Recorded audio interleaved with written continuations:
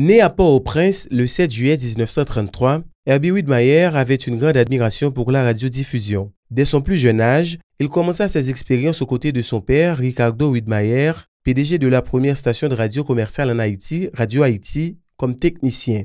Créateur, inventeur, Herbie Widmayer a apporté des changements dans le monde de la radiodiffusion en Haïti, nous raconte l'un de ses plus anciens collaborateurs, Roland Dupont. Depuis le petit, Herbie bricoleur d'abord, Herbie était une radio amateur, ça veut dire que vous avez une radio devant son table et vous parler avec des gens qui sont à l'étranger, qui a des milliers de kilomètres de ça. C'est Herbie qu'on a ajusté transmetteur avec Papa Li. C'est Herbie qui t'a réparé, c'est Herbie qui t'a fabriqué tout. Adolescent, Herbie Widmayer commença à chanter pour sa famille avant de monter sur scène pour la première fois à 19 ans. Son amour pour la musique, notamment de tendance jazz, le poussa à développer des relations avec des musiciens de valeur comme Guy Desrosiers, Ernest Lamy, dit Nono, et Alphonse Simon, dit Chico. Et puis son monde qui refait la radio-diffusion en Haïti.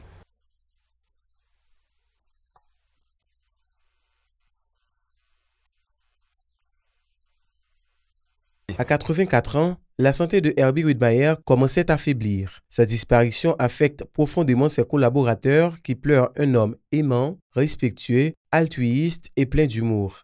L'amour qu'il a partagé autour de lui le rend inoubliable. Herbie, depuis quelque temps, il pas de bien. Herbie était obligé de faire des pontages, il était obligé de mettre pacemaker pour lui. Et puis Herbie, depuis quelques jours, quelques semaines, il gardait la chambre. Monsieur était venu faire une insuffisance rénale, monsieur était venu faire une insuffisance cardiaque. Herbie Widmayer a fondé la radio Métropole le 8 mars 1970 où il animait une émission musicale de jazz baptisée 10 to 11 du lundi au vendredi et tous les dimanches.